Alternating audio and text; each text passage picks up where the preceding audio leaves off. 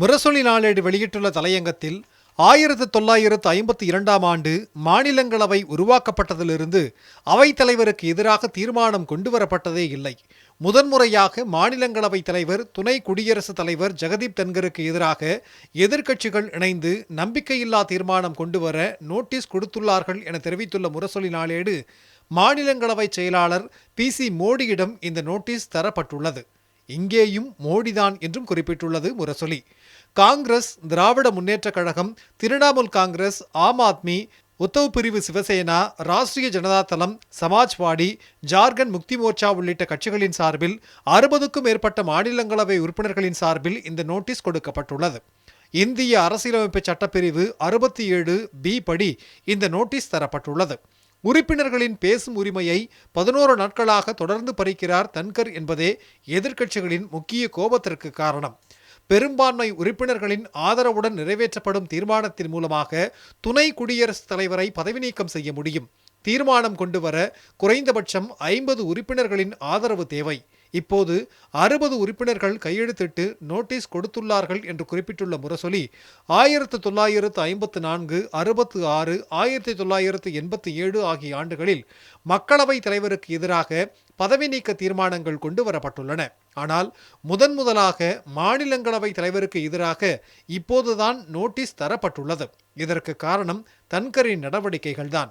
அதானி விவகாரம் குறித்து அவையில் பேசுவதற்கு எதிர்க்கட்சிகள் கொடுத்த நோட்டீஸ் எதையும் அவைத்தலைவர் தன்கர் ஏற்கவில்லை. மணிப்பூர், சம்பல் விவகாரங்களையும் பேச அனுமதிக்கவில்லை. அதனால்தான் அவருக்கு எதிராகவே நோட்டீஸ் வந்துவிட்டது. எதிர்க்கட்சி உறுப்பினர்களை பேச அனுமதிப்பதில்லை.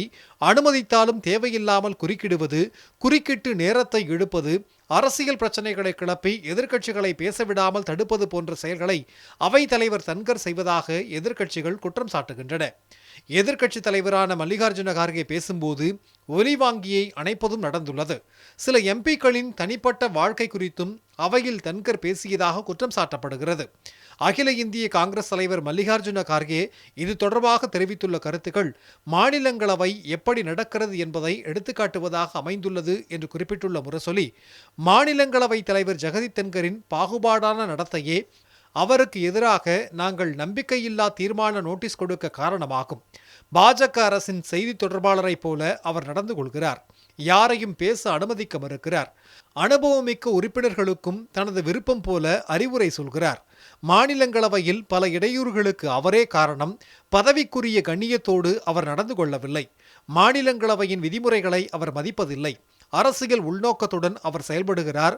தன்கரின் பாரபட்சமான நடவடிக்கை காரணமாக அவருக்கு எதிராக நம்பிக்கையில்லா தீர்மானம் கொண்டு வருவதை தவிர எங்களுக்கு வேறு வழி இல்லை. அவரது நடவடிக்கை அவையின் விதிகளுக்கு புறம்பானது மட்டுமல்ல, இந்திய மக்களுக்கும் இந்திய அரசியலமைப்பு சட்டத்திற்கும் விரோதமானது என்று மல்லிகார்ஜுன கார்கே சொல்லியிருக்கிறார் என்று முரசொலி குறிப்பிட்டுள்ளது. வழக்கம் போல இதனை திசை திருப்ப பார்க்கிறது பாஜக. தன்கர் மீதான குற்றச்சாட்டுக்கு நேரடியாக பதில் சொல்ல தெரியாத பாஜக, காங்கிரஸ் கட்சிக்கும் தொழிலதிபர் ஜார்ஜ் சோரஸுக்கும் தொடர்பு என்ற புது பிரச்சனையை கிளப்பி திசை திருப்ப பார்க்கிறது. மாநிலங்களவை தலைவர் ஜெகதீப் தன்கரின் நற்பெயருக்கு களங்கம் விளைவிப்பதோடு அவர் சார்ந்த ஜாட் சமூகத்தையும் அவமதிக்கிறது காங்கிரஸ்.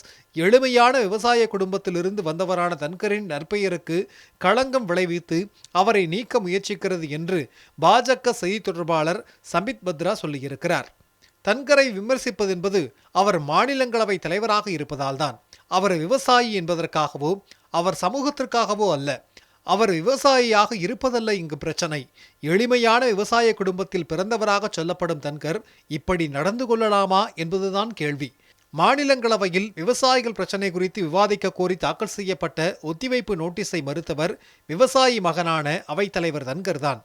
வெற்று முழக்கங்கள் எழுப்புவதாலும் முதலை கண்ணீர் வெடிப்பதாலும் விவசாயிகளுக்கு சேவையாற்ற முடியாது என்று உறுப்பினர்களை பார்த்து சொன்னார் தன்கர். நீங்கள் அரசியலாக்குகிறீர்கள் என்று எதிர்க்கட்சி உறுப்பினர்கள் அப்போதே குற்றம் சாட்டினார்கள். மாநிலங்களவையில் டிசம்பர் 3ஆம் தேதியன்று அவை கூடியதும் விதி எண் 267 கீழ் பல்வேறு விவகாரங்கள் குறித்து விவாதம் கோரி 42 நோட்டீஸ்கள் அவைத்தலைவர் தன்கர் முன் கொடுக்கப்பட்டன. 42 நோட்டீஸ்களையும் தன்கர் நிராகரித்தார். அவை அலுவல்களுக்கு இடையூறு ஏற்படுத்தும் ஆயுதமாக இந்த நோட்டீஸ்களை பயன்படுத்தக்கூடாது என்று தன்கர் சொன்னார். கடந்த 25 ஆண்டுகளில் இவ்வளவு அதிகமான நோட்டீஸ்கள் தரப்பட்டது இதுவே முதன்முறை என்று தன்கர் சொன்னார். கடந்த 75 ஆண்டுகளில் முதன்முறையாக மாநிலங்களவை தலைவருக்கு எதிராகவும் நோட்டீஸ் தரப்பட்டுள்ளதும் இதுவே முதன்முறையாகும். இது நாடாளுமன்ற ஜனநாயகம் எந்த அளவிற்கு மிக மோசமாக பாஜக தலைமையில் நடத்தப்படுகிறது என்பதற்கு எடுத்துக்காட்டுகள் அல்லவா என்று முரசொலி தனது தலையங்கத்தை நிறைவு செய்துள்ளது.